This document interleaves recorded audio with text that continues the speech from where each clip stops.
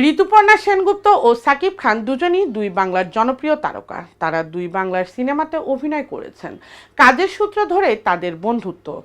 সামাজিক যোগাযোগ মাধ্যমে বেশ কিছু ছবি পোস্ট করেছেন কলকাতার জনপ্রিয় অভিনেত্রী ঋতুপর্ণা সেনগুপ্ত, যাতে দেখা মিলেছে ঢাকাই সিনেমার নায়ক সাকিব খানের। এরপর নেটিজেনদের প্রশ্ন, কেন একসঙ্গে তারা? সাকিব খান বর্তমানে তুফান সিনেমার শুটিংয়ে পশ্চিমবঙ্গে অবস্থান করছেন, তাই অনেকেই ভাবছেন হয়তো সিনেমার শুটিং সেটে দেখা হয়েছে তাদের। এ বিষয়ে সাকিব খান কোনো কিছু না জানালেও ঋতুপর্ণা খোলাসা করেন আসল খবর। সামাজিক যোগাযোগ মাধ্যমে অভিনেত্রী বলেছেন, সাকিব খান আমার ভালো বন্ধু। কলকাতায় এলে আমাদের দুজনের দেখা ও সাক্ষাৎ হয়। শুনেছি সাকিব শুটিং করতে কলকাতায় এসেছে। আমি আমার অভিনীত দাবারু সিনেমার প্রচারণায় ভীষণ ব্যস্ত, এ কারণে এবার সাকিবের সঙ্গে দেখা হওয়ার সুযোগ ছিল না। কিন্তু হঠাৎই সিনেমার প্রচারের সময় সাকিবের সঙ্গে আমার দেখা হয়ে যায়।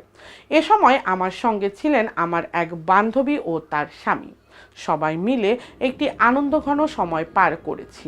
1995 সালে শ্বেতপাথরের থালা সিনেমার মাধ্যমে রূপালী পর্দায় ঋতুপর্ণার অভিষেক। এরপর থেকেই একের পর এক ব্যবসা সফল সিনেমা উপহার দিয়েছেন তিনি। গত বছর বাংলাদেশ ও ভারতের যৌথ প্রযোজনায় সিনেমা স্পর্শ শুটিং করতে ঢাকায় এসেছিলেন অভিনেত্রী।